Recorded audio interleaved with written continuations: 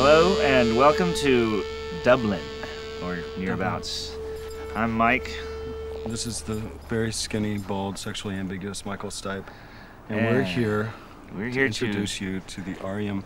R.E.M. The hits, weekend. and the near misses, and the almost wers and never rans. Oh, that's good. That's not bad, Little video, little illusion. Hi, I'm Peter Buck. And I'm Bill Berry of R.E.M, talking to you from Luttrellstown Castle. First one I think you're going to see is called Talk About the Passion. Directed by Jim Cohen in 1987. Wow, probably. It's great. Mitch Easter plays guitar on the song along with myself and Peter. And here it is. 100 million, 200 million, 300 million, 400 million, 500 million. Religion. And that was our groundbreaking, earth-shattering, international pop record-making, single. They sing it in Israel. Huge video hit. They Life. They love us around the world. It's called O Life. It was directed by Tarsim, who did a fabulous job and who totally pissed off the entire nation of Ireland with his imagery. Homophobic. Weird. Crucifixion type imagery. It was great. Roman Catholic action. So the next one. The dance for this video was stolen from Sinead and Morrissey. It's not really patented by me, but nobody can really copyright a dance move, can they? No. Thank you, Sinead. Thank you, Morrissey. So this next one is, for some strange reason, I really like this next video, but it's very, very strange in terms of what videos usually are. It was actually in Rolling Stone's top 100 videos of all time, which shows what they know. What is it? It's Orange Crush. It's directed by Matt Mahurin, who's very good at what he does. He's the guy that does all those Newsweek or Time covers. He did the one of, well, I don't want to say that guy's name. You can't even say his name, but you know the one we mean. the one that got Time in all that trouble. So here it is, Orange Crush. Orange Crush. Hi, I'm Peter Buck.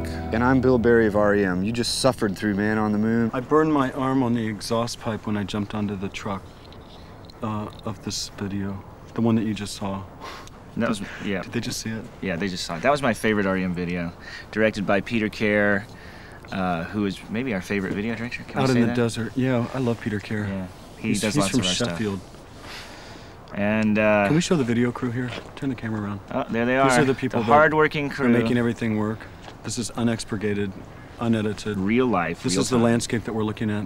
Turn around. Thank you. It's beautiful. This is what we look at every morning when we get up. That's how we stay sane. So this is the castle that we're staying at. It's a small version of my own home in Athens, Georgia. They only have 600 acres here. As opposed to us who have 6 million. Head of cattle. Ah, hey, Bill. There's the ever-looming large Bill Berry.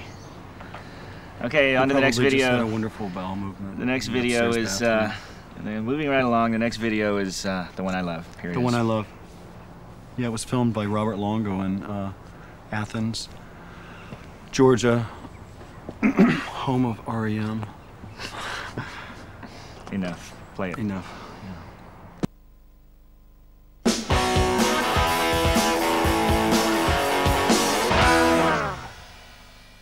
Can you show the boom mic here? I'd just like the listening audience to know what a boom mic is. What it is that we didn't have. So anyway, the video you just saw was It's the End of the World as we know it. When we do these kind of things. A nice little bit of chaos for all of you there.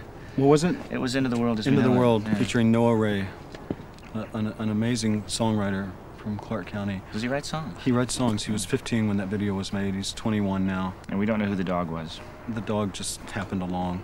That was shot by Jim Herbert. He's an incredible filmmaker. Up next is Everybody Hurts. We shot this one on the freeway in San Antonio and stopped traffic for 3 days, and you really have to ask yourself, was it worth it? By the end of the video shoot, everybody sitting in the cars wanted to change the song title to Everybody Has to Pee, because we didn't have any porta potties, and we had to sit there for 3 days.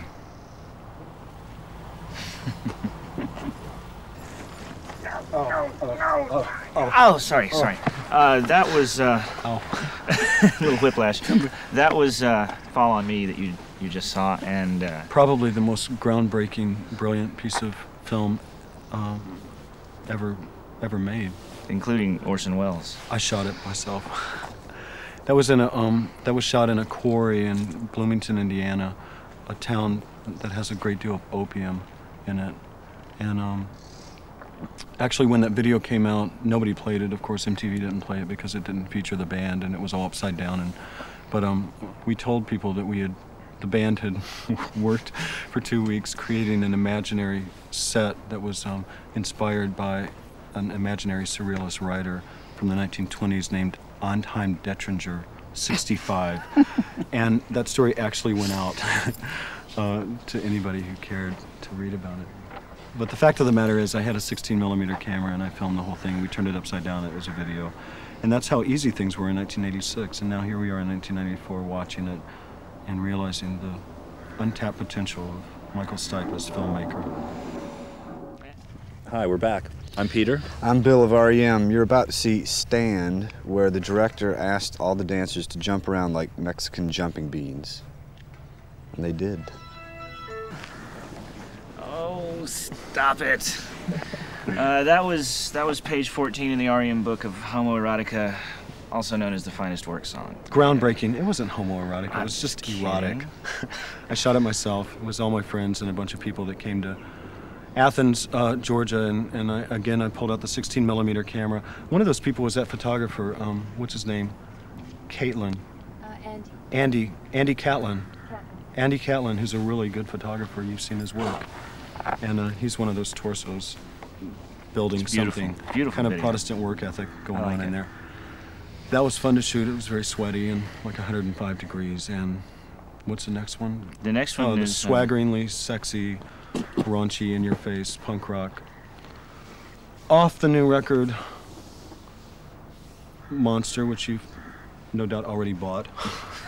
2 copies at least. 2 copies. Get one for your mom. She would probably like it too. So, What's the frequency, Kenneth? Which Yep. Should we talk about what that means? Could do. Well, Dan Rather is an American. He's an anchor person in America, in the U.S., and he was mugged by a bunch of people in New York, and they kept asking him, "What's a frequency, Kenneth?" And his name isn't Kenneth; it's Dan. So he didn't know how to answer. I think he probably misunderstood what they said. But anyway, the fact that he's an anchor person, and that's what the song became. That phrase became kind of it became kind of a buzz phrase on the street, which is why we named a song after it. And you know what the song's about. Why don't you watch the video? Bye. Bye. Should we leave? Let's go. Okay, bye. Hello, Bill again. I'm Peter from R.E.M. Thanks for being with us all weekend. We're going to leave you with What's the Frequency, Kenneth, and we're finished for the day. Thanks and goodbye.